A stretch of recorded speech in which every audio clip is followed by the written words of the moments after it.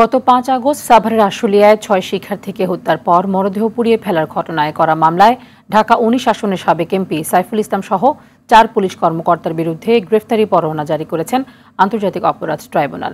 Prosecution ও তদন্ত সংস্থার আবেদনের প্রেক্ষিতে এই আদেশ দেয় সংস্থাটি। আরও জানাচ্ছেন শাকিলা করিম।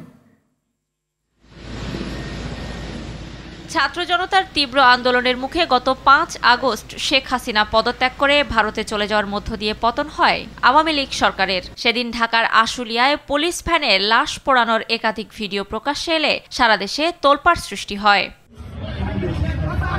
গত ১১ সেপ্টেম্বর আশুলিয়া আগুনে পুড়িয়ে ৬ জনকে হত্যার অভিযোগে শেখ হাসিনা সহ ৭০ জনের বিরুদ্ধে পৃথক দুটি অভিযোগ ও আন্তর্জাতিক অপরাধ ট্রাইব্যুনালের তদন্ত সংস্থায় ভিকটিমের পরিবারের পক্ষে পৃথক দুটি অভিযোগ দায়ের করা হয়।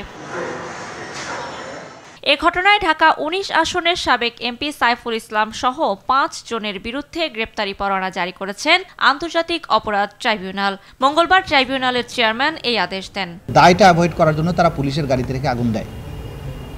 আমাদের তদন্ত সংস্থা এই ব্যাপারে ডিটেইল তদন্ত করে এবং তদন্ত পরে যেটা পাওয়া যায় যে এই ঘটনার সময়ে গুলিবর্ষণের সাথে ঢাকা ১৯ আসনের সেই সময়ের যে এমপি ছিল সাইফুল ইসলাম, সে নিজ হাতে অস্ত্র নিয়ে গুলিবর্ষণ করেছে।